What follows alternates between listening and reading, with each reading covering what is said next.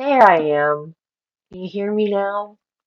Stupid StreamYard muted me for no reason, as usual.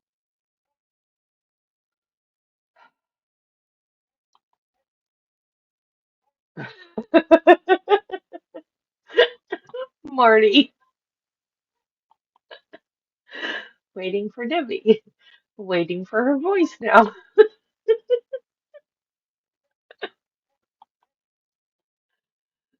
Oh my gosh. Seriously?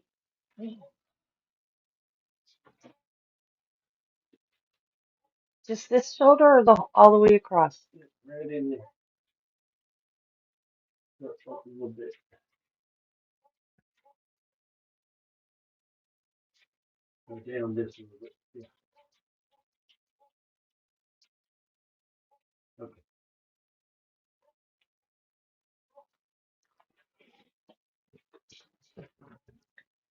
He waits till I go live to ask me to put icy hot on his back.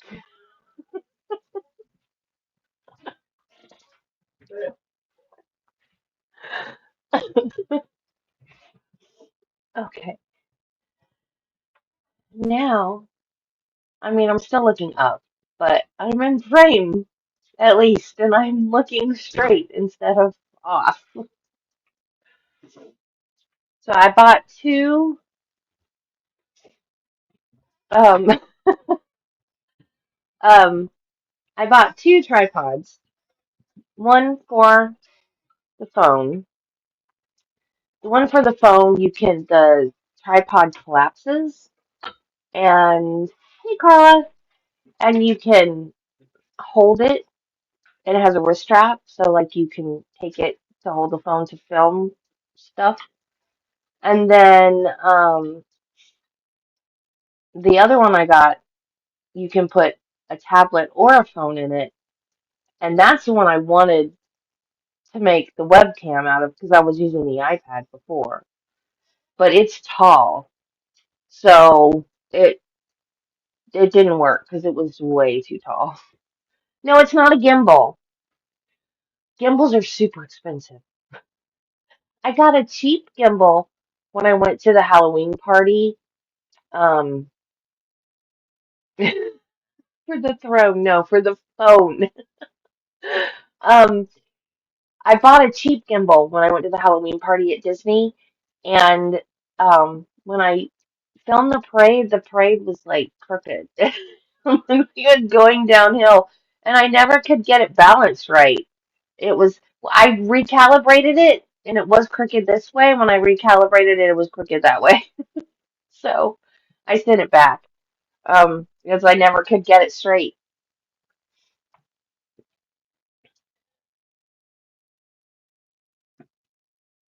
Hey Jennifer, hey Judy, hey Marty. I meant to text Wiggles last night. She wasn't in the chat at all yesterday, and she's not here today either.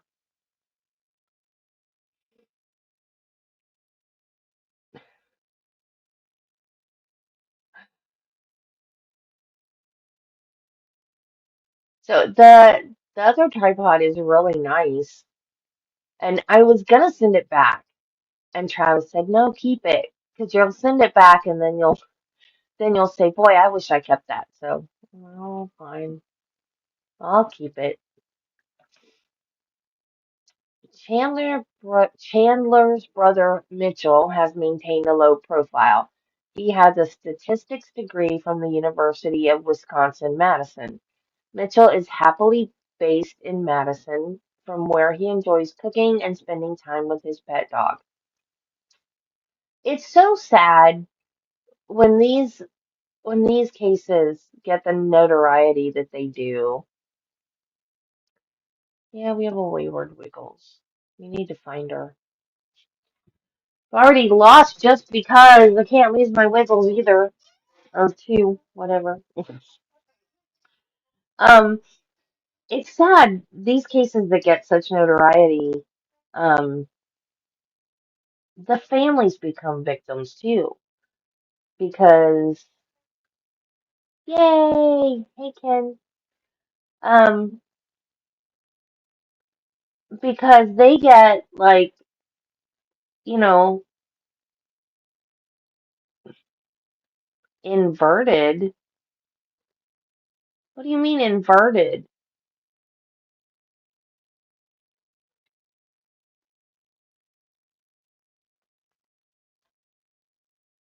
Yeah, Jill. Last time I talked to her, she said she'd be back as soon as she got better. I haven't talked to her in a few days. I need to text her too. You mean inverted as like mirror image? Not inverted as upside down.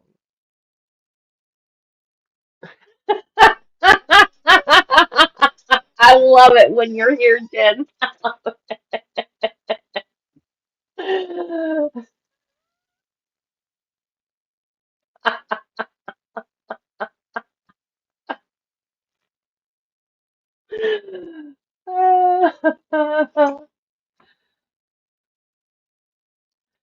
Oh, really? I'll have to find it.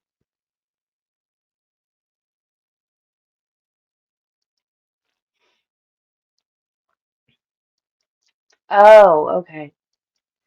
Yeah, I tried to set it up where, because like you can, I don't know why, like you can see more right in the shadows room. I went in here to shut the door, and she was in there eating. It's like you can, I don't know why. It just looks like it's a like a closer up. It's a little crooked too. Well, it's better than nothing, I guess. Now it's more crooked.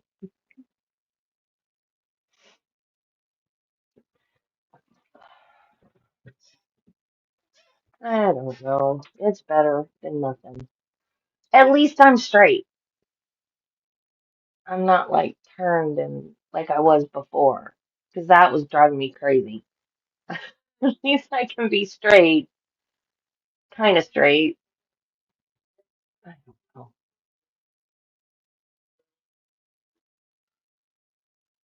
It's not a great stabilizer. See, it's still crooked. This is crooked too. I don't know. Oh well, you can see me. And I can sit straight and look at the straight. Bye. I don't know. I don't know.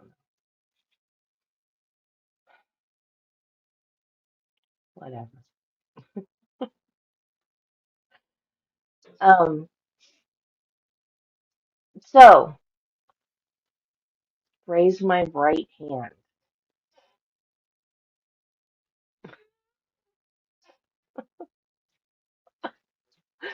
Um, like the people that are related to these notorious criminals, like they get in the news too, and then like they can't go out in public without people going, "Oh, aren't you so and so's brother or mother or whatever?" And they become victims of the crimes as well, because in the press is always bothering them and stuff. So they become victims too. I don't know why. I've always wondered, why do certain crimes get notorious while others just get like swept under the rug kind of.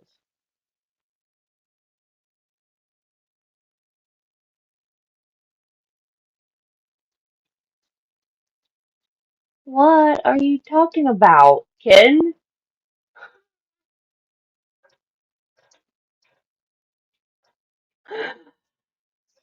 Um,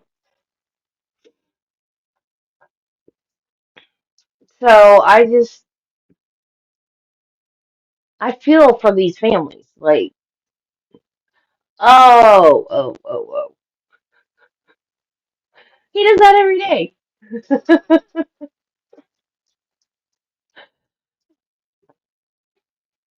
Yeah. He does that every day. He kisses me goodbye every morning on stream. What? Don't start. What? You do this the minute your daddy leaves. What now? You already had your breakfast. So yeah, I just feel bad for these families because they become victims too. And and then the more they're in like the news and stuff and people see them and they know what they look like and oh, you're so and so's brother, like it's sad. They didn't ask, to be lashed all over the news. Do not start with me, young lady.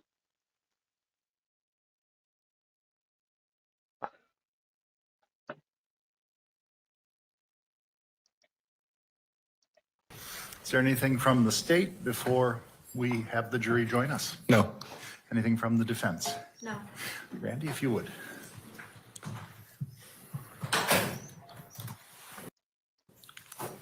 Okay, why do I have sound?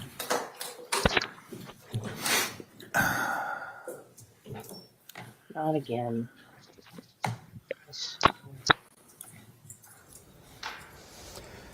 The jury is entering.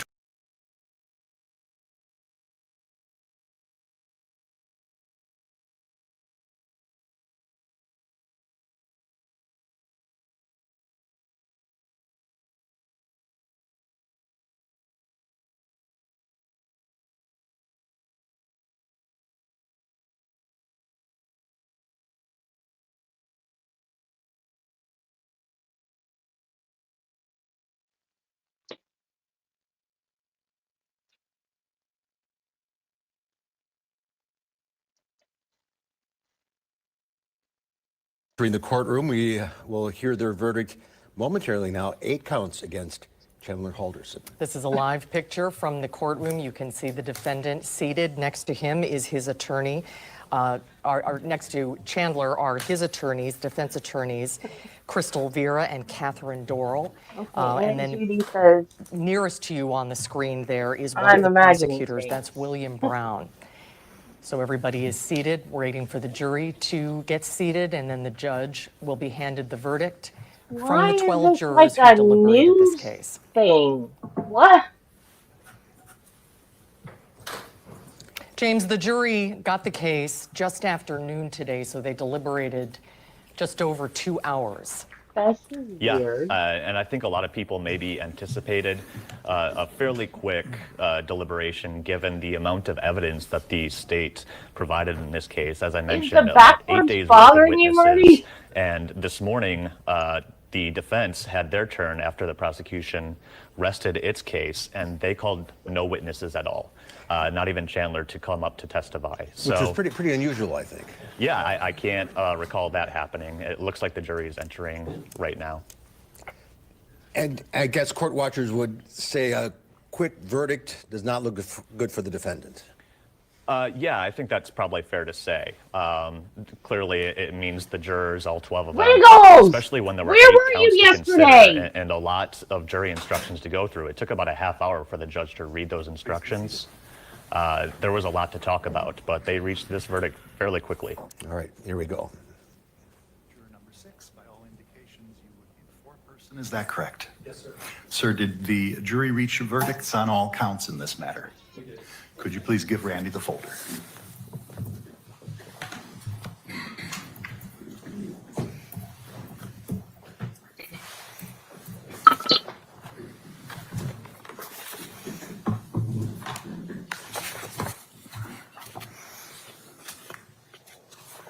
Really?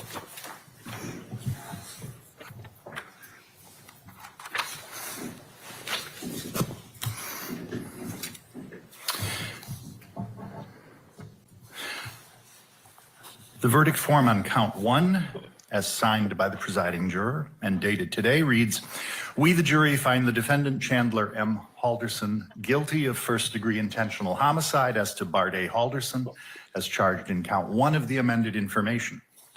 As to the verdict form for count 2, as signed and dated, We, the jury, find the defendant Chandler M. Halderson guilty of providing false information about a missing person as to Bart A. Halderson, as charged in count 2 of the amended information.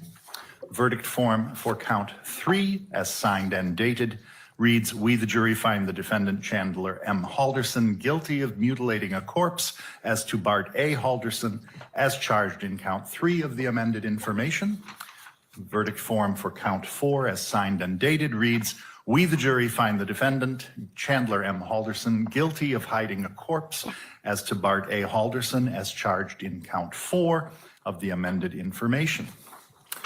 The verdict form for count 5, as signed and dated, reads, we, the jury, find the defendant Chandler M. Halderson guilty of first-degree intentional homicide as to Krista R. Halderson, as charged in count 5 of the amended information. The verdict form for count 6, as signed and dated by the foreperson, reads, we, the jury, find the defendant Chandler M. Halderson guilty of providing false information about a missing person as to Krista R. Halderson, as charged in count 6 of the amended information. The verdict form as to count 7, as signed and dated, reads, we, the jury, find the defendant Chandler M. Halderson guilty of mutilating a corpse as to Krista R. Halderson, as charged in count 7 of the amended information. And finally, the verdict form for count 8, as signed and dated, reads, we, the jury, find the defendant Chandler M. Halderson guilty of hiding a corpse as to Krista R. Halderson, as charged in count 8 of the amended information. I will note for the record that the jury also returned the 8 verdict forms that read not guilty and that those do not bear any signature or date, as well as returning the jury instructions. Let me inquire of you, and I'll use initials. Ms. B, are the verdicts which I read the verdicts with which you agreed? Yes. Mr. Deringer, are those the verdicts with which you agreed? Yes. Mr. H, are those the verdicts with which you agreed? Yes, they are. Mr. M, are those the verdicts with which you agreed? Yes, I do not need to ask the foreperson as his signature appeared on the verdicts. Ms. C, are those the, Mr. C, are those the verdicts with which you agreed? Yes, they were. Ms. W, are those the verdicts with which you agreed? Yes, sir. Mr. M, are those the verdicts with which you agreed? Yes, sir. Mr. H, are those the verdicts with which you agreed? Yes. Mr. A, are those the verdicts with which you agreed? Yes. Mr. J, are those the verdicts with which you agreed? Yes. And finally, Mr. B, are those the verdicts with which you agreed? Yes.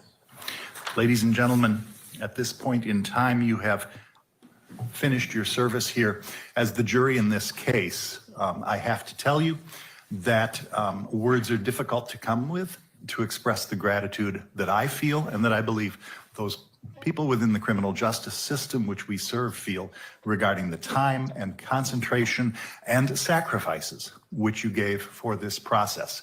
It's not just the days that we were here in court. Unusually in this case, we spent a number of days away from here, and yet you still followed your oath, the directions I gave you, and you were committed wholly and wholeheartedly to this process, and I thank you. I'll be happy to meet with you after I'm finished here in the courtroom if you wish to stay, and please go with our thanks and gratitude. Randy? All right, for the jury.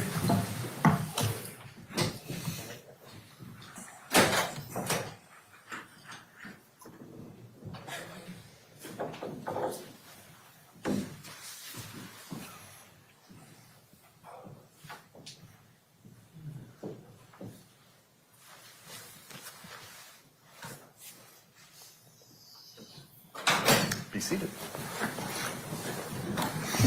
Attorney Brown, is there any motion in relation to the verdicts? Sure, the state moves for judgment on those verdicts and moves that you revoke bail at this time. Attorney Vera or Doral? Any position as to the motions?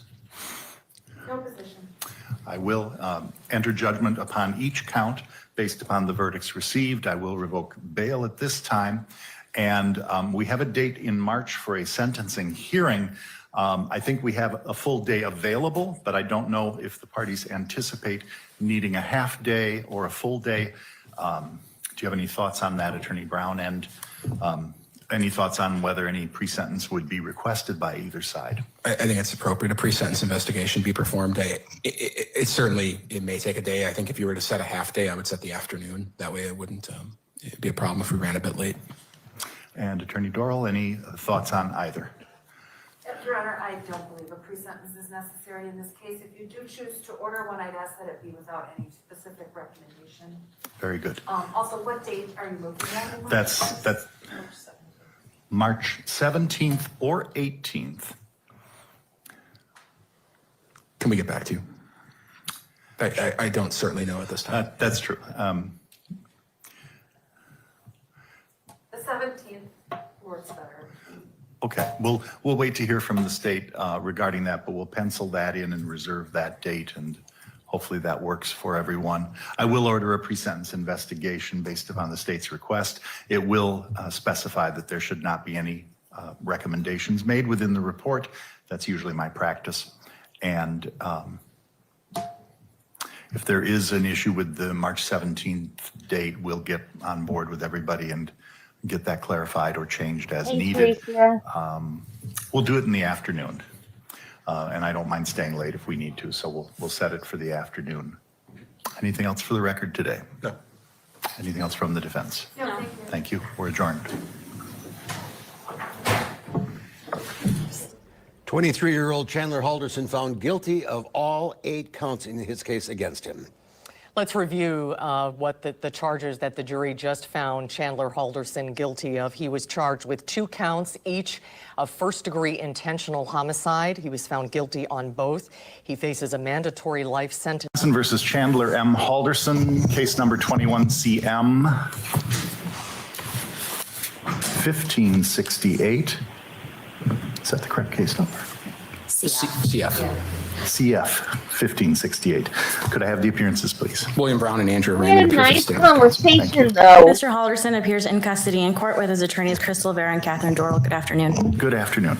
Let's first touch base to ensure that everyone has had access to the same materials as we're here for sentencing. A pre-sentence investigation was ordered, and Agent Alyssa Burke filed with the court the report of that investigation on March 7th.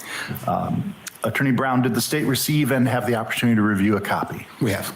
And are there any substantial corrections that the state needs to note for the record? No. Attorney Vera, did you, Attorney Doral, and your client have an opportunity to receive and review the report? We did. Now, I did receive from Attorney Doral's signature a letter March I don't know what it is 14th about raising her. a couple of issues. Were there anything in addition to those that you wanted to raise? No, Your Honor. I'm going to order that that letter be attached to the pre-sentence so that it accompanies it and notes those corrections and issues. In this age of electronics, there's no whiting out or writing on the original anymore, but I want to ensure that those are noted for purposes of future reference to this report. And I will note as well that the court received, as I noted, and reviewed the report multiple times. Agent Burke, you have my gratitude for your work in this matter.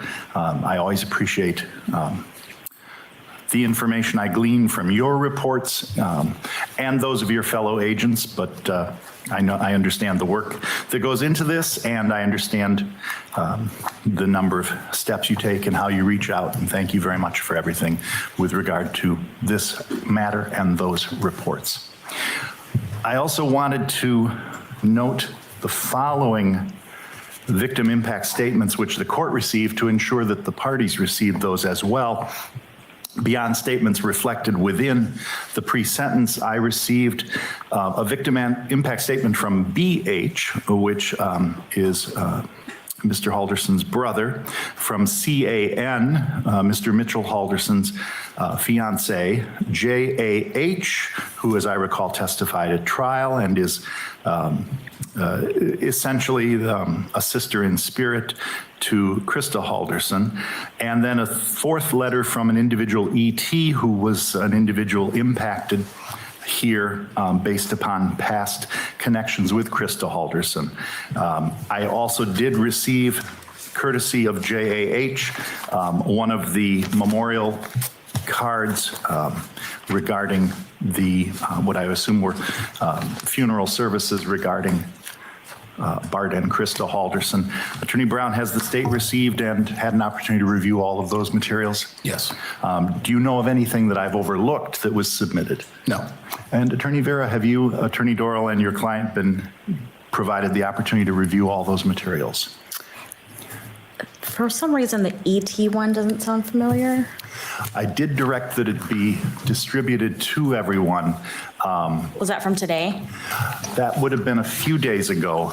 It had come in directly to the court. I can provide a copy to you.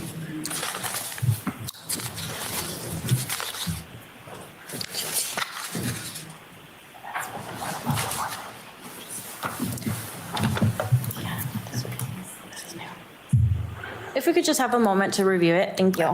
Absolutely.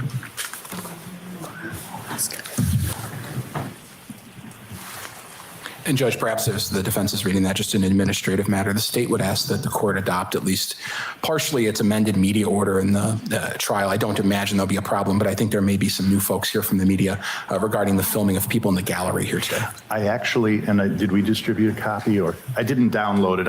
I'll print for each party a copy. I actually did distribute a media order about a half hour ago regarding those types of issues. I'll print a copy for you here in the courtroom. We appreciate it. I can get those done quick. Oh, okay, thank you.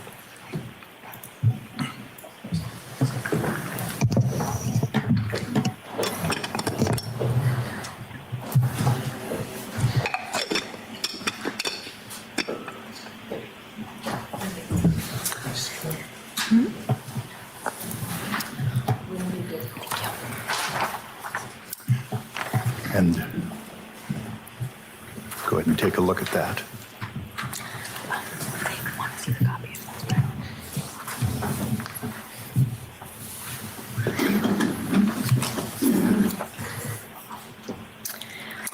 Attorney Vera. Could we get one more copy, please? We gave ours to the state. As we talked, it does appear that this is one the state didn't have either. It was sent directly to the court. I'll print a copy. Thank you. I know, I was thinking the same thing. Does she not know how loud she's been? I think we're all on the same page then as far as information coming into this hearing. As a statutory question, Attorney Vera, is there any reason we should not now proceed to a sentencing hearing? No, Your Honor. Very good. Attorney Brown, are there any victim statements being made here in court today? No victims themselves are going to speak. What we're going to do is Ms. Raymond's going to speak first about some letters that we have that we were going to read, and then I'll conclude our arguments. Very good. Why don't you proceed, please? So, Your Honor, Mr. Brown and I are breaking up this sentencing. I'm going to talk very briefly about the character of the defendant and then go on to talk about the seriousness of the offense. Mr. Brown will then talk about the second half of the seriousness offense and the need to protect the public. I'm going to spend a lot of my time today talking about the victims and who they were as people. His parents were but I am killed. going to start with talking about the character of the defendant. This PSI was kind of not your average PSI. I've often said in serious sentencings that reading PSIs is one of the most depressing things about my job, and that I really dislike it, although what it does provide is a context to crime. Almost every homicide I've prosecuted, there's been a fairly tragic backstory of the defendant. Violence, drugs, just tragedy. And you often are left with an explanation, not an excuse, but an explanation as to why a crime occurred. Why did this 18-year-old kill a 17-year-old? There's not an explanation here. Yeah, but that's what I usually say. Like, with the Menendez brothers, I was like, well, they're never going to kill anybody else because they killed them.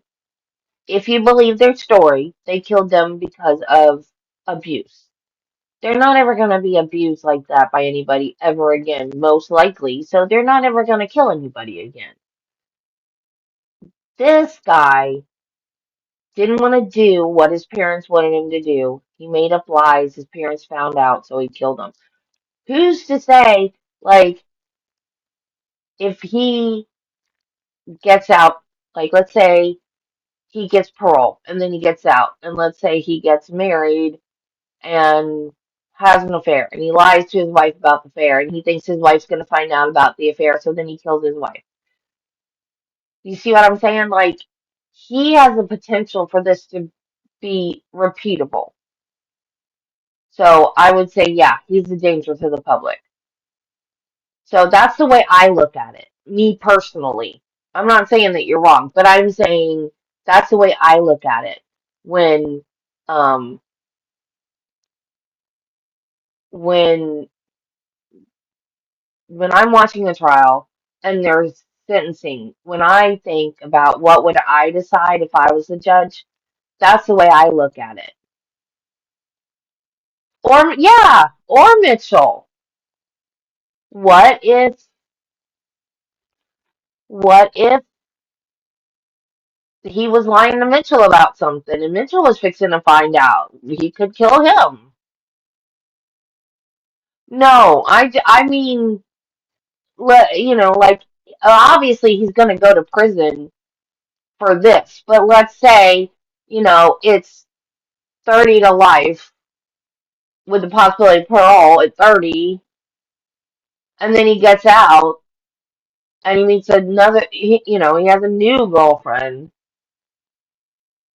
or who knows, or he gets a job and then he lies to his boss about, I don't know, but just he's a deceptive person, obviously.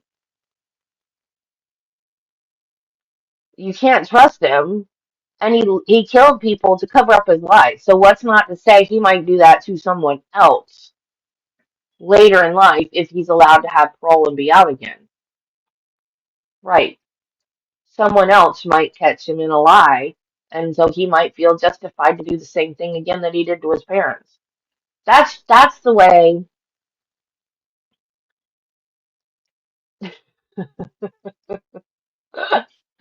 That's just the way I personally. That's just the way I personally look at it. Um, like, if I was the judge, that's the way I would look at it. Chandler grew up with a life of privilege by pretty much, I think, any sort of angle you look at it. He had two parents that were married and that seemed to be happily married. Two parents that, from all evidence, were completely supportive. Very sort of, his dad was the den leader for Boy Scouts. His parents attended every swim meet that he had. There's absolutely no evidence of abuse whatsoever. I don't think he's in mental. this case. I think he's just lazy. Chandler grew up with no housing insecurities. He never had to wonder where his next meal was coming from. And he was never exposed to any violence that we saw any evidence of, or even really guns. The only tragedy, if you can even call it that, it's more really a part of life that we saw that occurred to him during his childhood, was he did lose his maternal grandparents. He went to good and safe schools. By all accounts, he had a supportive extended family that saw him often, and a large network of family friends that considered themselves his family. He had numerous people that would drop everything to help him if it was needed. He never faced any sort of discrimination that I can find from any source. By pretty much every measure, he was a white male who had a childhood of privilege. The only potential criticism that anyone that we talked to, and we talked to well over 100 people, was that perhaps his mother babied him a little too much, or was a little too doting. As I often explain to my husband, that's what mothers do. It is out of this life of privilege, this childhood, that was nearly ideal, that he committed these crimes. It's also worth noting that these crimes were committed against these two individuals that provided this ideal childhood for him, the two people that took care of him. I only want to say one other thing about the character of the defendant. We certainly spent a lot of time in trial, and I don't need to belabor any points about that. But I do think it's worth noting that in all of the jail calls and messages that the detectives and Mr. Brown and I listened to, there was never even a moment where Chandler mourned his parents' death. I found that really unique. I've prosecuted a lot of cases where somebody has killed a family member, sometimes even a family member who was highly abusive to them. And there's mourning there. There's some sort of notion that they miss this person. It was interesting, in one message, somebody had told him that they just got back from his parents' memorial service, and they were sad. He suggested that they watch a slasher movie, Halloween. There was no discussion of who was at the memorial service, what they talked about, who they saw, any remembering of his parents. I just think it's notable to bring up that how significant losing your parents is to a person's life and how much it impacts them. It impacts someone, and there's been no comment, no tears. And I just think that is worth noting. You know, certainly you could take that in a couple of different ways. You could say, well, maybe they're just not an emotional person. That's certainly possible, but it also suggests a certain amount of callousness, and perhaps even lack of remorse that is worth noting.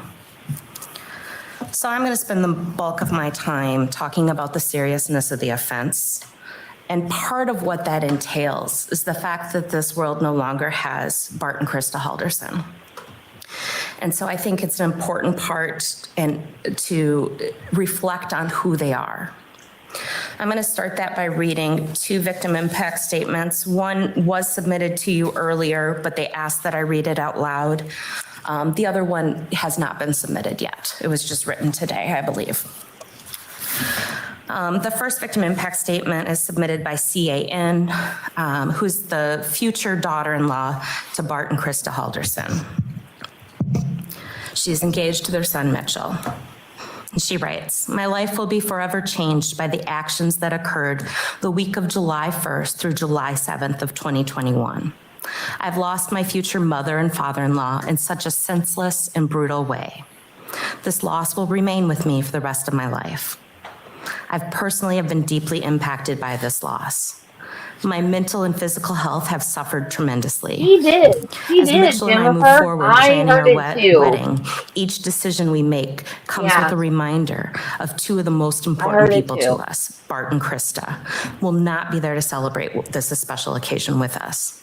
I've cried about their loss on multiple occasions and will continue to mourn and cry many more times. I've experienced a lot of weight loss as I was unable to eat due to the high level of stress, anxiety, and uncertainty surrounding what had happened to Bart and Krista over that long period of time. I missed work for over a month, and even now that I'm back, there are times I struggle to make it through the day. Bart and Krista were amazing people. They were there to help everyone and anyone with whatever they could. Krista had always been so welcoming to me. From the first time I met her in 2014 for Christmas to the morning that we both called her and Bart to tell them the good news that Mitchell and I were engaged in 2020, to the afternoon we spent at their home for Father's Day in June of 2021, just a week before they were killed. Krista was excited to talk with me and always made me feel at home. Bart had a wonderful sense of humor and was a great handyman. He helped us set up many things when we moved into our new home and helped teach us so that we could do it on our own next time. I miss their warm presence and their kind hearts every single day. Both Bart and Krista had so much to look forward to that they will never get to experience. They will never get to see their son get married or start a family. Mitchell and I will miss them terribly during these milestones. Holding their grandchildren, watching them play sports, hearing about school, and all those things that Bart and Krista were so excited for, they will never get to do. They loved going to wineries, breweries, concerts on the square, the farmers market, and had been dreaming about many different trips to explore Wisconsin and the United States. But again, due to their senseless murders, they will never get to experience these things. We are comforted in knowing that Chandler cannot physically hurt us. However, if he was given the opportunity for parole, I would be terrified for Mitchell and my family's safety. Given the fact that he was capable of such calculated and horrific act of murder, I do not believe my family would be safe if he were ever to be released from prison. For this reason, I believe he should not be given the chance for parole. Bart and Krista's murders have greatly impacted my life and the rest of the Halderson and Frater family lives as well. The second letter is from Kayleen Halderson, mother of Bart and Chandler's grandmother. Judge, these are my feelings about Chandler. He is my grandson. I love him even though what he did was horrific. I can't believe his parents would want him to be incarcerated for life. I'm hoping he will find a trade or a craft while there to become a productive and caring person. We hope the people in charge of that facility will feel someday he deserves a second chance in life with the possibility of parole. Chandler's grandma, Kayleen Halderson. So last week, I had the pleasure and the opportunity to meet with Krista's best friend of 38 years, Jane. And I just spoke to her very candidly, tell me about Bart and Krista.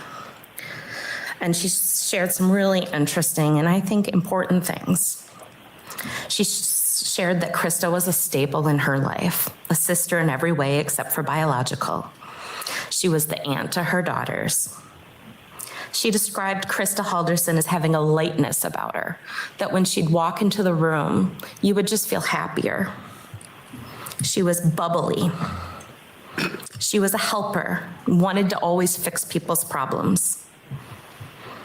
Krista was described by her boss at work as the work mom for everything. She was the person you went to if you needed Tylenol, a hug, or a pep talk. She listened to people and cared about people. She went out of her way to lift people up. She was the type of person that you would feel happier, that would make you feel happier after you talked to her. The title that was most important to Krista was that of mom. That was her identity. Being a mom was her purpose in life. She was the type of mom that had bins where she saved her kids' Legos for the grandchildren. She had meticulous bins in her basement, each one perfectly labeled with no dust on them, that were organized and labeled their awards, their Eagle Scout journey, and various paraphernalia and photos. Jane said Krista was a joy and a blessing. I not only talked to Jane about Bart Halderson, but also his family over the last several weeks. Bart was quieter. He worked hard and he provided for his family. He was up for quite a big promotion right before his murder. He liked the outdoors, nature, fishing, and his family. He was redoing and in the process of renovating his entire house, nearly down to the studs. He had recently built a brand new dining table made of pure wood, which he had hoped that they would use for the rest of their lives, celebrating the holidays with the grandkids. He was close with his older brother, Brett, and his parents, who are both still alive. Bart is described as generous, doing little things to take care of people. Jane pointed out that every time he was in Milwaukee, he would always take her daughters out when they were in college for a free meal with their Uncle Bart. One other thing that actually one of our detectives pointed out today is in the course of their employment, they read through a whole bunch of text messages from all sorts of people. And they were really struck about how nice Bart and Krista were. That they really didn't say a bad word about anyone, not even to each other. They were kind, respectful. They texted often about worrying about this son or that son and various things. They were loving towards each other. Bart and Krista, of course, will now not see their older son get married. They won't be present for their grandchildren. They won't get to experience the retirement that they really had been planning for decades. And they didn't get to say goodbye to anyone. multiple people, when we talked to them about Bart and Krista, said, you know, if they would have found out about Chandler's lies and his deception, they would have been upset. They would have been. But they also would have worked with him to get him back on the right track. They were sure of this. More than one person had made a statement like this to us, that Bart and Krista would have continued to be the supportive parents that their entire track record had showed that they were. I just want to point out one more thing about the seriousness of the offense. The victimization that was caused here extends well beyond Bart and Krista Halderson. Because of Chandler's actions, his grandparents had to bury a child. His brother lost his entire nuclear family overnight. The entire family is forever altered. People who were generous to Chandler, such as his girlfriend and her family, have had their lives completely uprooted as well. Bart and Krista's friends will again never get to enjoy them. And numerous people have guilt because they wonder, were there red flags that I missed? Could I have prevented this? Chandler's actions have caused uncalculable amounts of trauma for dozens of people. Your Honor, as you craft a sentence, I'm asking that you please consider all this trauma as part of the seriousness of this offense in creating a just sentence. I'm going to comment on some of the other sentencing factors. I'm going to start with the submission by the defense, which I thought was well put together, and well written, and included an article, a law review article that I read with great interest. Obviously, it concerns what I do for a living, and it's something I should think about. One thing that, before I start, I do want to thank both the defense attorneys. I think they've done a hard job, a job that they've sworn to do and dedicated their lives to doing as being defense attorneys and public defenders. And I've appreciated their presence, and they've been nothing but respectful and honorable in their task. And it was a hard job in this case. But speaking especially to their submission today, Attorney Dorrell said something that stuck out to me is absolutely true, which is one of the lines, which is, it seems that people, I'm quoting, paraphrasing here, believe that today is a foregone conclusion as to what the outcome is. And I, like her, I don't know that that's true. And I certainly don't think it's true with you, Judge. I'll tell you that as a prosecutor, I often prosecute homicides. And that's an unfortunate reality of being a prosecutor in a city. People commit the crime of intentional homicide. These hearings happen a great deal. My job is obviously to convict people if I believe they're guilty, and here, obviously, of course, I believe that, and I did that. But when it comes to sentencing, the questions are not simply in my gut, do I feel like this is a bad guy? Do I personally have some vendetta or reason to want to push for a specific sentence? My role is to examine the legal factors and to employ my role as the executive branch's representative in these hearings as thoughtfully and as compassionately as I can. I have to recognize, and I think all prosecutors should recognize as the representative of the executive branch at a sentencing, especially a sentencing in which we're talking about an imprisonment of the defendant that could be many decades, that nothing should be a foregone conclusion. That we should approach this with a level of analysis and questioning and of skepticism that we do some of the most important questions in our lives, professionally or personally. And I'll tell you and Mr. Halderson and the community that I've done that. I've thought a great deal, as is Ms. Raymond, as the detectives. Mr. Halderson's being sentenced to life in prison today. This hearing is about whether he's ever going to be granted parole or eligible for parole, excuse me. And that's a challenging decision for everyone to make. And I'll let you know that I have not entered this process in thinking about what the state's recommendation should be, with that being a foregone conclusion. Luckily, the law tells me what I'm supposed to think about when I'm considering what the executive branch of government is going to represent as its opinion in this case. It tells me that I should consider the gravity of the offense, the need to protect the public, and the rehabilitative needs of Mr. Halderson, amongst other factors, mitigating factors and things of that sort. But those are the three that generally are focused upon. They're called the galleon factors here in Wisconsin. That's supposed to guide us in our thought process. And I'll walk through those and my thought process in making my recommendation. I'll start with the rehabilitative needs of Mr. Halderson. I have no idea what they are. Mr. Halderson has an absolute right to not participate in these proceedings, and he is not being sentenced today, and I'm not asking you to sentence him based on his non-participation in either the PSI or a trial. Of course, those are his constitutional rights, or even today. That being said, as Ms. Raymond said, almost always in a sentencing hearing for a homicide or even lesser crimes, we have some understanding as players in the criminal justice system of the underlying causes of someone's problems, the root causes. Frequently, it's substance abuse. Frequently, it's mental illness. Frequently, it's inability to control anger and other behavioral problems that have manifested themselves throughout someone's life. You probably are wondering, and I'll tell you, it's been thoroughly investigated of whether there were any red flags that anyone missed. Was Mr. Halderson engaged in bad behavior as a youth? Was he harming animals? Was he harming people? None of that is true that we can tell. He seemed to be a pretty normal kid with a pretty normal life who did a pretty abnormal thing as he turned 23. You don't know what his rehabilitative needs are, and that's a challenge. The reason we focus on that is this idea in the criminal justice system that we can rehabilitate almost everyone. And I'll say, I think that to be true. I really do.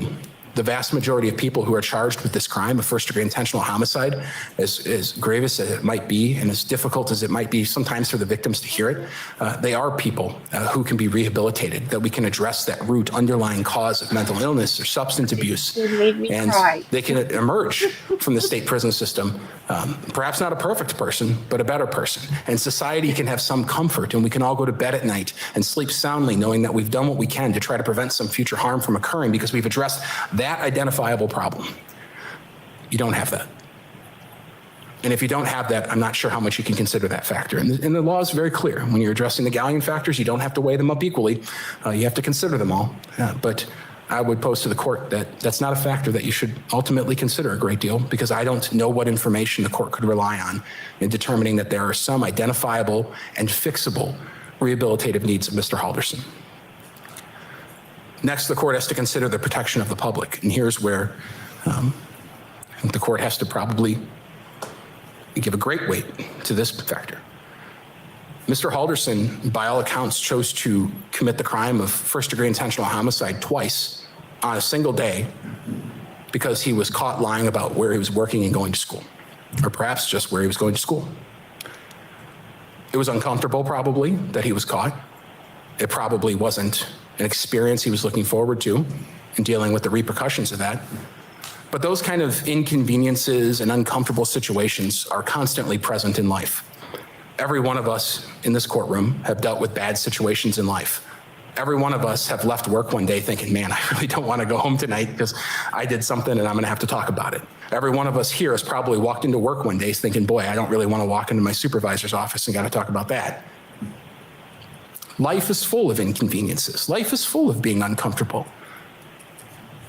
The difference between everyone else in this room and Mr. Halderson is all of us have owned up to that. All of us walked into those rooms, walked into our front door.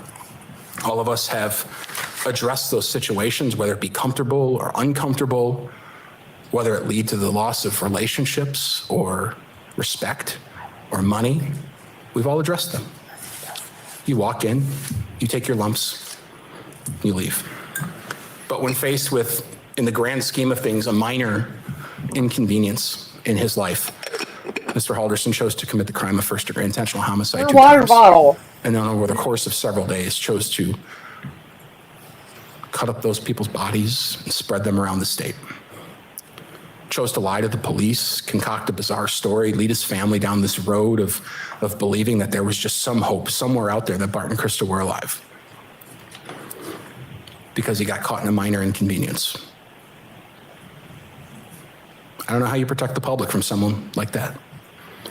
I don't know how any of us would have any comfort in thinking that Mr. Halderson would ever be in a better place to make those decisions more wisely. It's even more compounded and perhaps aggravated in the legal sense by the fact that no one saw this coming. He is someone who is able to perhaps have this capability or perhaps have these thoughts in life and insert himself into relationships, social situations, his family, without anyone wondering, is this a safe person to be around? Sometimes in court for homicide sentencings, the guy next to us is a history a mile long of violent crime and is willing to talk about it. And you wonder when people are even around that person, it seems like a dangerous guy. Part of the risk of Chandler is he doesn't look like a dangerous guy. He's packaged up into like a normal middle-class kid and was able to fool everyone. Not only fool everyone about these crazy lies about work and school and activities, but fool everyone into believing that he was a safe person to be around, that he was trustworthy, that he wasn't going to, and not exaggerating the facts, shoot you in the back, because that's in fact what happened. Someone in Mr. Halderson's shoes with his mindset can never be safely in this community. His willingness to solve the minor inconveniences of life with brutal violence can never be mitigated in our community. As long as he breathes, he will be a risk. He will be a risk because he will suffer more minor inconveniences, as will we all. And lastly, the court has to consider the gravity of the offense. Ms. Raymond talked a good deal about that. Part of that is considering the people he hurt. Not only his parents, who by all accounts were loving and caring, but the community, their character as people. Gravity of the offense is sometimes called retribution in some systems, and I'll note that retribution is an appropriate thing to consider in law at times. It's part of the gravity of the offense. But here there is no more grave offense. The crime of first-degree intentional homicide is as serious as it gets. Committing it twice is even more serious. And committing it against the people who are you're supposed to love the most is beyond comprehension for many in our community. There's an interesting quote as I prepared for today. I was looking at some cases, just trying to look into the mindset of other judges as they've considered these factors and the concept of punishment in the law. Justice Stewart, a while back in Furman versus Georgia, wrote, "The instinct for retribution is part of the nature of man, and channeling that instinct in the administration of criminal justice serves an important purpose in promoting the stability of a society governed by law." There was another case in the late 40s. This is Williams versus New York. Retribution is no longer the dominant objective of criminal law, but it is neither forbidden nor one inconsistent with our respect for the dignity of man. When we talk about the gravity of the offense, it's a consideration. The court gets to decide what that means. But you should consider that in my mind, in my experience as a prosecutor in this county, as a citizen of this state, I've never heard of a crime more serious. I've never heard of a crime more brutal. Mr. Halderson's mere presence in our community, the fact that he did any of this, has ripped apart the fabric of our community. The idea that someone can live amongst us with no warning signs and commit such heinous acts should scare everybody, and it sure as hell scared everybody here. No one who's interacted with Mr. Halderson will ever be the same. For whatever reason he decided to do it, whatever justification he can come up with in his own mind, whether it be today or down the road in many years, nothing will ever explain it. His actions in July of this year 3 days later? Evil. And for this generation and at this time, Mr. Halderson is the personification of evil in our community. He can work the rest of his life at trying to earn back the respect and trust and love of maybe some of his family, and I hope he does that. But that's a different thing than what's going on here today. Our question is whether Mr. Halderson should ever be released from prison, and if so, when should he have that opportunity to ask? It's my position that he should never be released from prison. That the mere possibility of his return to our community That's what I said. would shock the conscience of almost every citizen of this community. It would depreciate the seriousness of what he's done. It would cause extreme angst, animosity, probably for many, to even feel that that's a possibility. We don't have a more serious punishment, but sometimes it's appropriate. And in this case, it's the state's position, it is my position, it is my recommendation that Mr. Halderson spend the remainder of his life in prison, that he not be eligible for parole at any point. Again, there is no more serious crime. Mr. Halderson has to come to terms with what he's done, and I hope he does someday. But that doesn't mean he should ever be released. And I ask that you not let him be released. Thank you. Thank you. The parade was like, wasn't it like 3 days Vera, later? were any statements being made beyond council's regarding the sentencing here on Mr. Halderson's behalf? No, Your Honor. Then Like 3 days would you after be speaking on Chandler this killed regard? his parents. I will, yes. Go right ahead. Thank you. Earlier this week, Attorney Doral did file a sentencing memorandum, which we know Your Honor has read and considered. We stand by that submission, and we just have a couple more additions to add right now. We've talked about family and the seriousness of this case and the public. And sentencing is a very intimate matter, especially in a case like this where it is a family situation. I bring that up because at the end of the day, regardless of what happens today in this courtroom, no one is going to be happy. No one is going to run out of this courtroom feeling like justice is served. No one is going to run out of this courtroom feeling good.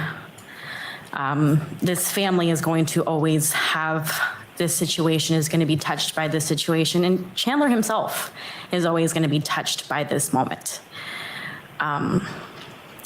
which makes it a very intimate matter, but it also has become a very public affair.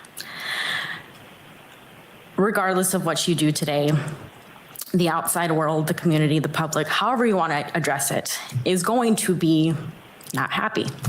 And there are going to be people that, if you decide to sentence Chandler to life without parole, they're still going to be mad. They're going to ask for Wisconsin to bring the death penalty back and to apply it retroactively to him. And if you sentence him without or with parole, there are people that are going to be mad because it's too lenient. I bring this up because, again, it's what happens here today is not a win-win or a lose-lose situation. It is what it is, and it's difficult. What I do want to focus on today is just what we're asking for, which we are asking for the possibility of parole. And I want to stress that it is a possibility. It is not a guarantee. It is not something that is going to happen, even if Your Honor says today that there's a possibility that it could happen. According to the statute, 302.114 of the Wisconsin statutes, it's a process. If Your Honor finds him eligible for parole today, he would have to go through this process that can start no earlier than 90 days before the eligibility date. It's a process that would require a petition to the court. It would perhaps be Your Honor or someone else, but it would be a court petition. It would be something submitted to the district attorney's office as well.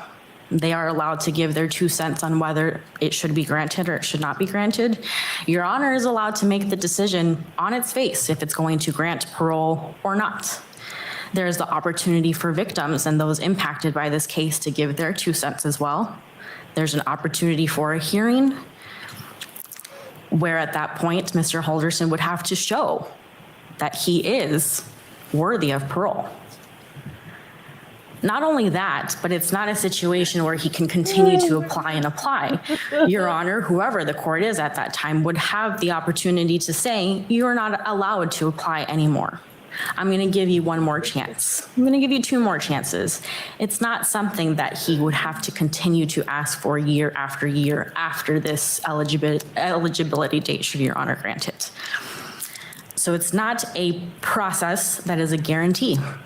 It is simply a process that we are asking that you allow for the possibility of that process happening.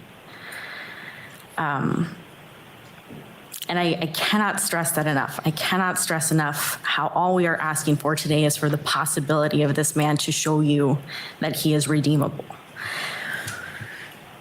Attorney Brown brought up points about rehabilitation and how and everything that we've seen. And yes, there was a lot of evidence and a lot of discovery in this case. There may not be something to point out right away that is quote unquote a rehabilitative process.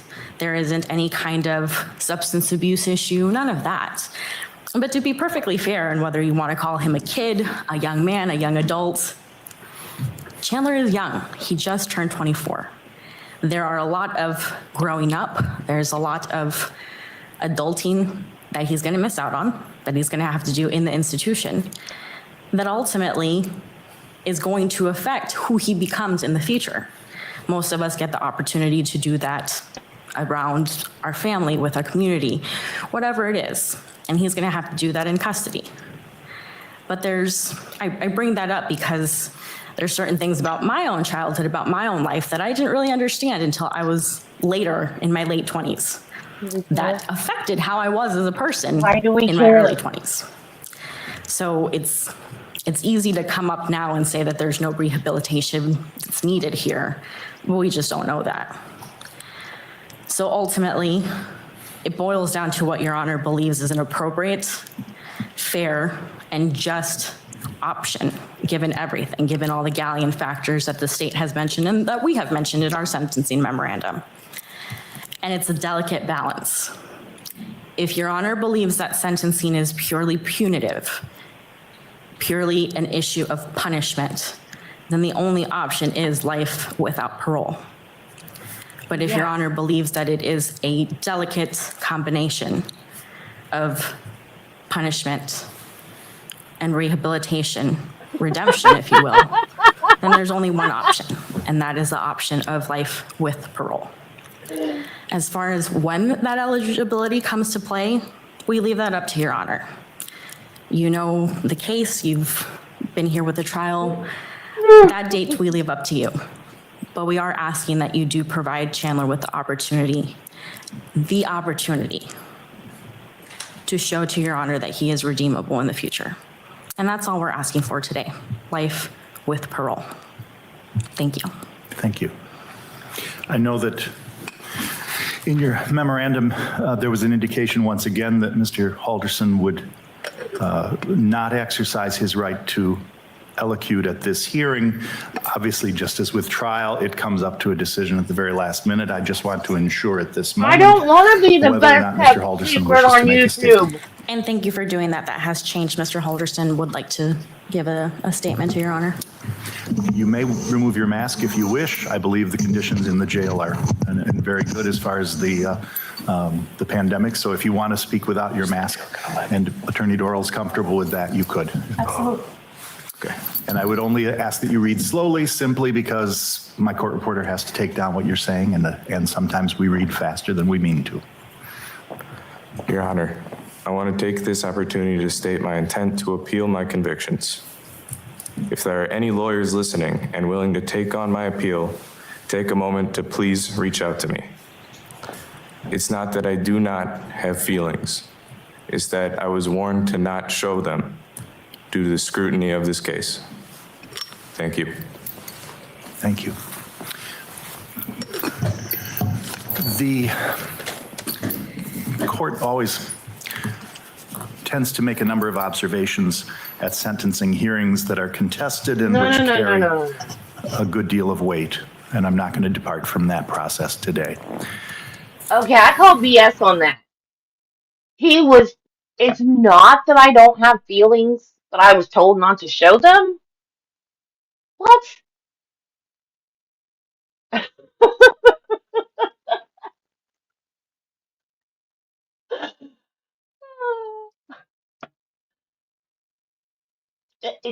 You did that on jail calls too, didn't show emotion. That they didn't tell you not to show emotion on jail calls? Dude. Someone's telling you about your parents' memorial service and you're telling them to go watch Halloween. What the fudge, dude? That's the most bizarre. Now, I've heard some bizarre ones. Melody Ferris. Yes.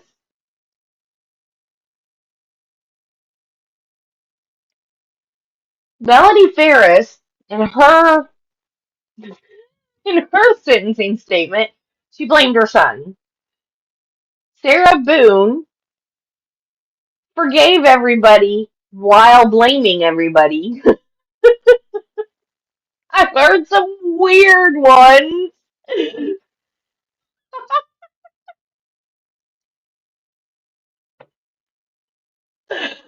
Let me rattle my water bottle so no one can hear him make the idiotic statement. And he says, I'm going to appeal. Everybody appeals, number one. You didn't even need to say that.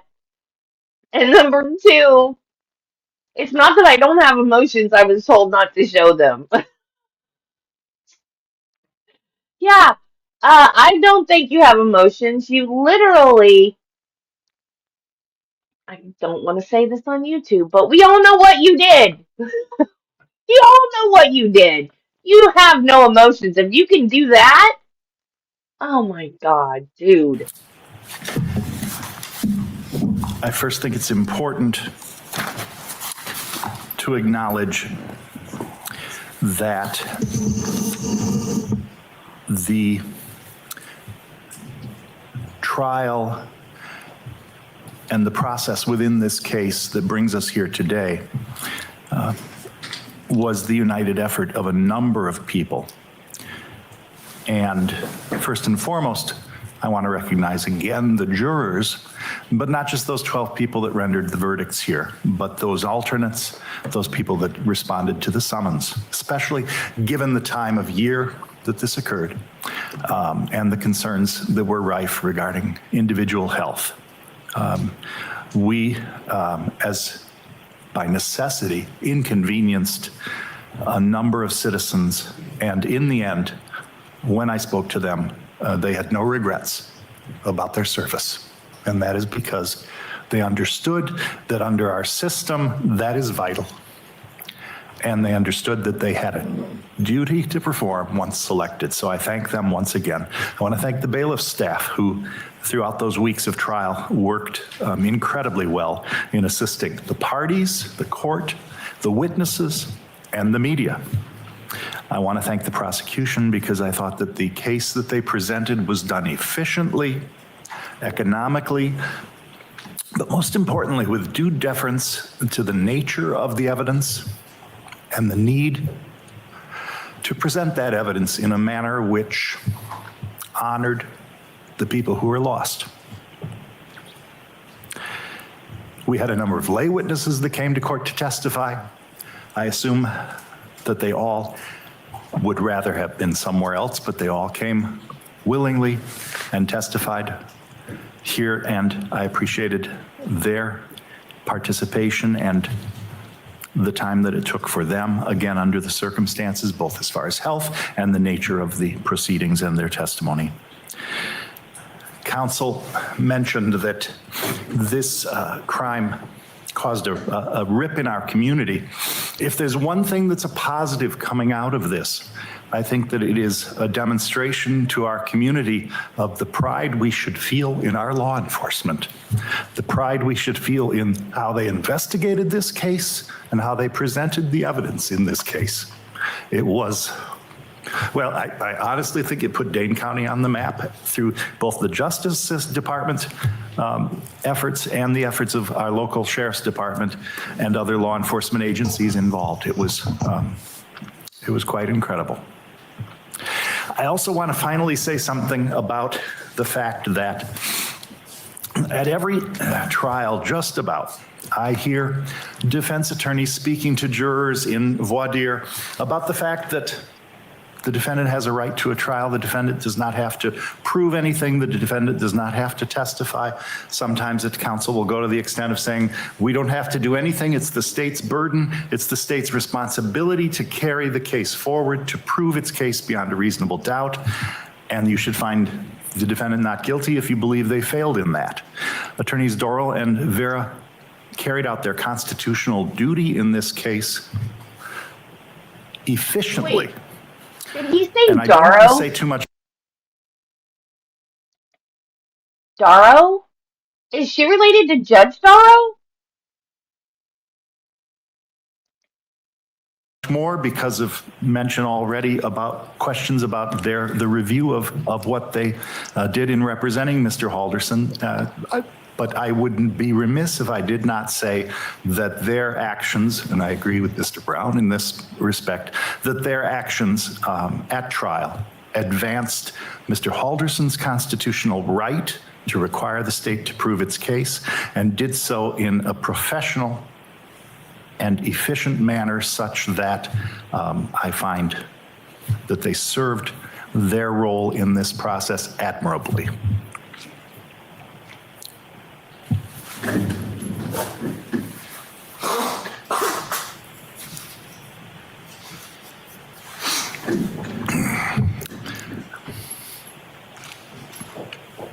I'm very passionate about our system.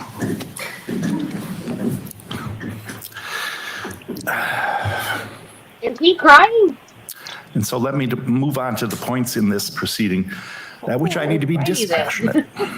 And I need to be dispassionate because as the person sitting in judgment, I have to try and Oh, achieve thank you. a proper analysis of the sentencing goals based upon the information and evidence put forward and what the judge legislature cried. has determined to be the appropriate sentences, at least as far as maximums, mandatory minimums, if any, and here, obviously, as addressed by everyone, the determination of whether there should be any eligibility for parole in the future. Technically extended supervision, but it's easier just to say parole.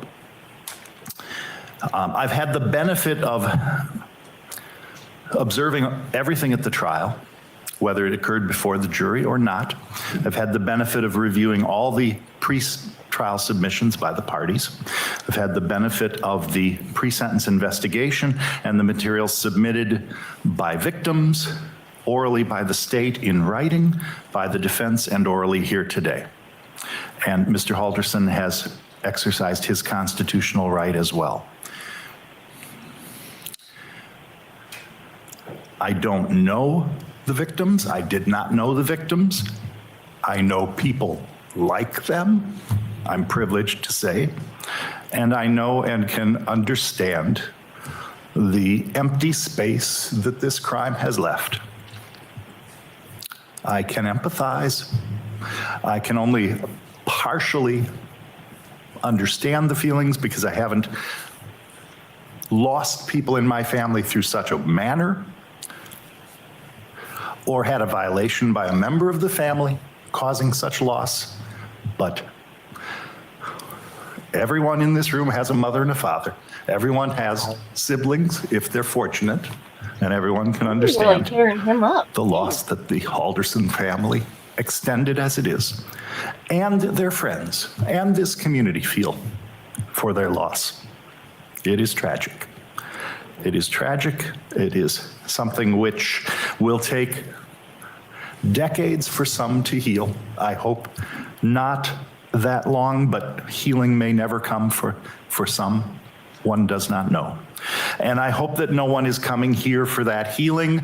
This procedure provides closure only of this legal part of the matter.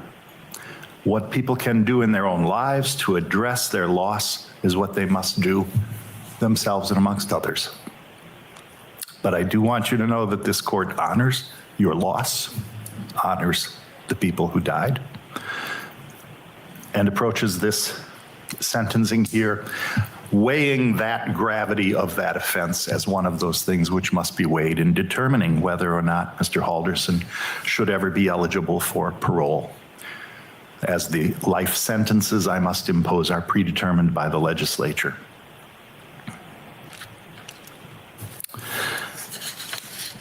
It is true that rehabilitation is a factor that must be considered, and Attorney Brown's point is well noted, that I'm not certain that anyone has identified rehabilitative needs, but those may arise over time. depending upon an individual's receptiveness and willingness to participate in self-examination or diagnosis or other steps Don't you dare which give him our parole. criminal justice system utilizes to try and determine how to fix something, whether it's a substance abuse issue or an anger issue or something that is only amenable to treatment by medication or intensive therapy. Some people, I believe, can't be fixed. I have no basis to know whether Mr. Halderson fits into any of those categories, other than I think it's fairly clear here that nothing was identified in his 23, 24 years of life up to this point, except for his actions in July. And to an extent, his actions over the year plus leading up to that, where he was deceiving his family and his friends.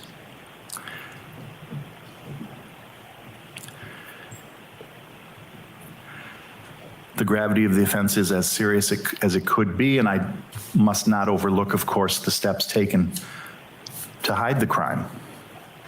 The steps taken which, if one ponders it, certainly makes the crime even worse.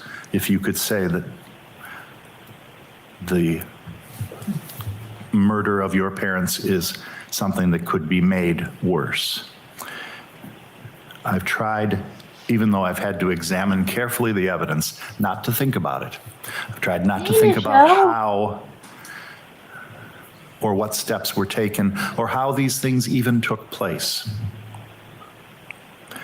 I don't wish to engage in that speculation at sentencing, but I recognize that the jury found Mr. Halderson guilty of mutilating both bodies, hiding both bodies, and presenting a story to law enforcement to try and lead them on a completely different path than what had actually occurred. And that he took steps in those actions which really robbed those people of dignity. But fortunately, their dignity is in whole here in these people that remember them, these people that are here today because of them.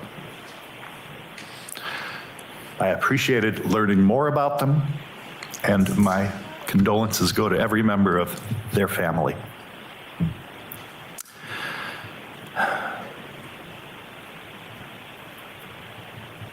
There's no foregone conclusions in sentencing.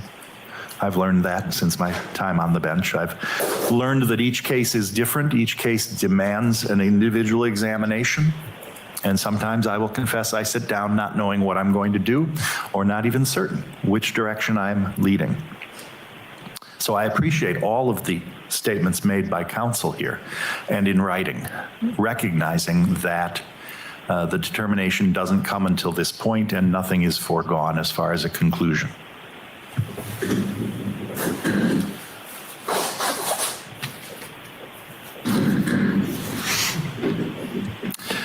This is the third individual for which I've had to make this determination. And similar to ADA Raymond's comments, I've had to sentence a host of other people up to this crime, where you can observe a lot in the background of the individual that you end up wishing hadn't been the case, because they might not have come to the point if they had had a better foundation. It is to Bart and Krista's credit the foundation Mr. Halderson enjoyed. And it does not explain what happened here. And as everyone has discussed, there may be the ability to have rehabilitation throughout some course of time. And that's why the defense requests that that be kept in mind as to the determination of eligibility for parole. But in all honesty, I must say that as a wiser judge indicated to me once, you should sentence people not because of your anger, if indeed you're fearful of them and not utilize the same standards for both. I cannot conceive of a way to fulfill my duty to protect the public that I serve were I to perceive that at some point in time, an individual who committed these crimes should be released back into that public. I cannot grant to Mr. Halderson the generosity of spirit and empathy that his grandmother has for him. Empathy which his own parents would surely have had, where he just owned up to what he had deceived them about. I cannot say to the community here in this room or at large in this county that Mr. Halderson should have the ability to be reviewed and considered for release back into our community at any point, despite his young age at this point in his life. The gravity of these offenses and the need to protect the public outweigh the potential that there could be that at some future point he should have presence among us. Now, that is not to say that he may not have the possibility of presence as a member of his family in the future. That is up to those folks and he, and that's mentioned in the defense memorandum regarding a hope that someday there might be a reconstruction of a relationship. That's all well and good. I would wish that for anyone, because I don't like telling his grandmother that I'm not able to give her the relief that she's asking for here out of her love for her grandson. I cannot do that. I have to, for this sentence, ensure that the only time Mr. Halderson comes back into the community is to have the privilege of a burial that he denied his parents. And so on counts 1 and 5, per statute, I sentence him to life in prison, and pursuant to section 973.014, sub 1G3, I find that he is not to be eligible for extended supervision during that course. The sentences on the other counts, given 2 life sentences, become rather superfluous, to say the least, but at the same time, I absolutely acknowledge that we may be in a completely different position here had he committed the acts of homicide, but then stopped and took other steps to accept responsibility and sought forgiveness of everyone. Because what happens with a weapon in a moment of panic is different than what happened over those 48 to 72 hours. The events of which I don't wish to think of or consider once again, having listened to the evidence and observed the testimony and the physical evidence. So to make this quite simple, I will impose maximum terms concurrent to each other and concurrent to counts 1 and 5 on each of the other counts within the information of which the verdict convicted Mr. Halderson. I do believe that by imposing the maximum, I'm recognizing the severity of those individual acts, but there is a life sentence here, so making them consecutive does not undermine the gravity of that, given the maximum penalty involved. I determined, by my calculation, 253 days of credit that the judgment of conviction would reflect from July 8th, 2021 until yesterday's date.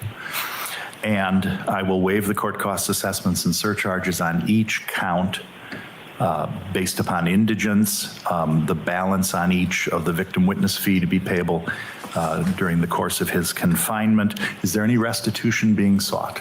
No, Your Honor. Then I will enter no order for, or an order for zero restitution at this time. I I don't have to address conditions of extended supervision, except to the point that there's an extended supervision component of the sentences on the other counts. So I would adopt the recommendations of the department on page 24 of the pre-sentence as to those. Although I recognize that extended supervision is denied under this sentence, so that point is moot. Attorney Brown or Raymond, did I overlook anything in passing judgment? No. Attorney Bye, Vera or Jen. Doral, did I overlook anything other than addressing post-conviction? No. Mr. Halderson, you have the absolute right to seek an appeal. You have 20 days within which to start that process. That's through filing a notice of intent. I believe that we have on file the notice that you understand and have been given notice of that right, and most importantly, of that deadline. Your signature's on that document. That'll be placed within the file here. I thank everyone for being here today. We are adjourned. Thank you.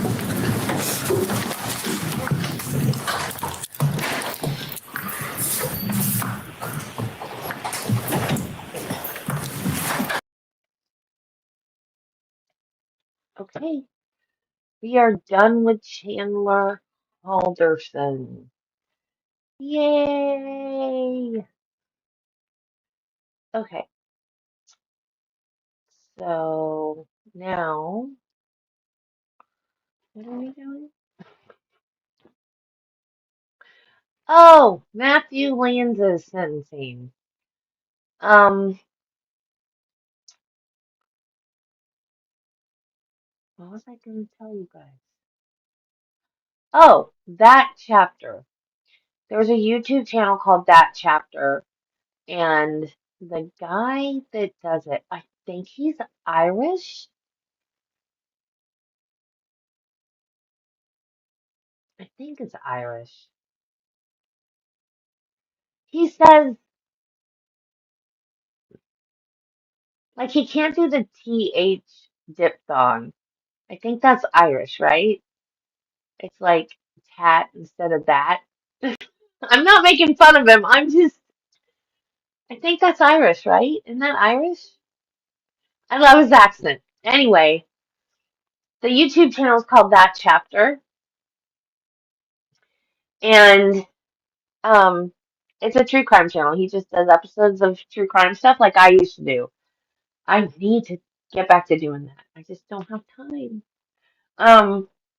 And he basically, this happened before the trial. At the end of the video, he says that that Matthew Lands is in Fulton County Jail. So they hadn't even transferred him to Cobb County Jail yet.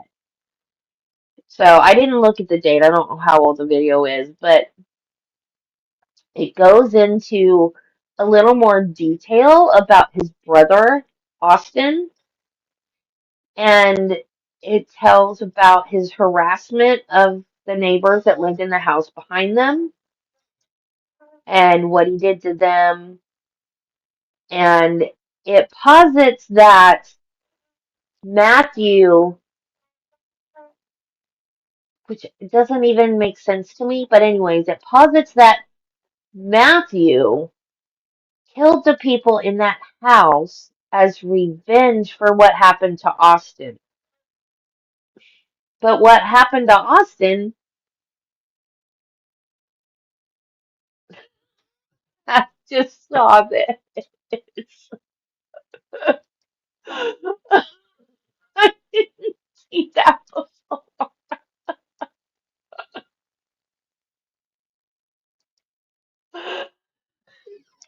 So anyway, Mike on that chapter thinks that Matthew killed the people in the house as revenge for what happened to Austin. But what Austin did, okay, so Austin had like a campaign of harassment against these people in this house. But when Austin died, what happened was he took a bus to the Pentagon. He got out of the bus, immediately attacked a Pentagon officer that was just standing there. No provocation, Didn't do anything. They weren't arguing. There wasn't a fight. There wasn't like a scuffle. There was nothing. He just got off the bus and attacked them, stabbed him, killed him, and then took. I'm sorry, YouTube. Whoops. Anyway, then got his pew pew, his service pew pew, after he eked him, and then unalived himself. So, but Mike opined that he killed the people in the house as revenge for what happened to Austin. But there's no connection. There's no correlation between the two. But within the first minute or two of the video, he says that it had to have been fully ado. And I was like, yes, I nailed it. Of course, you know, Mike is no more a mental health professional than I am, so, but it's such a bizarre story. But I'll put the link to that video in the chat, the next chat when we go to his sentencing. I don't think he's going to speak at his sentencing. He's probably just going to go no comment. But it's so bizarre. I want to dig in more. I want to know more. I need to know more. What was wrong with these boys? Yeah, it did. I expected, like, I thought we were actually, because I've got the next stream set for 10, even though they start at 9, and I thought we would, like, go over, and I was going to be fine with that, because since it's just his, we're doing both sentencings today, I thought, okay, well, this one might last 3-4 hours, so we'll do all of Chandler's, and then we'll do all of Lance's, and, and that'll probably last us all day doing both sentencings. And then we're done already. And it's 9:30, and I guess we can go ahead and start the other stream now. Yeah, that was fast. I thought there'd be people doing impact statements, especially like the girlfriend, somebody, his brother, at least. I mean, I would. Well, I don't know. I guess it would depend. That would be weird. Because, like, you would be mad at him for unaliving your parents because you would be mad because you didn't have parents anymore. But he's still your brother. I guess it would depend on how close of a relationship you had with your brother. Yeah, yeah, yeah. Yeah, because you're right about that statement. It was very robotic. I mean, I'm sure he was reading off of something. Was he reading off of something? It looked like he was looking down. Yeah, yeah, they won't lose track of him now. He will be right where they left him. Okay, so let's switch streams and go to Matthew Lands and see how bizarre this turns out. I hope someone talks at his. Just, I need more info. I'm sorry, it's the nurse in me, y'all. I need to know more. I know this man is mentally ill. I know he is. And why they prosecuted this man without a better health assessment, mental health assessment, I don't know. I just don't get it. Especially after what happened with his brother. So, okay, if you're gonna join me over there, I don't know if I set it up to redirect or not. I don't, but it never works for Marnie anyway, so and he always finds me, so I'm sure you guys will find me too. Um, so if you're not gonna join me, have a great weekend, and I will see you Monday. And if you are, it might redirect, it might not. I don't know. So I will see you guys in a few minutes. Even if it redirects, it won't work.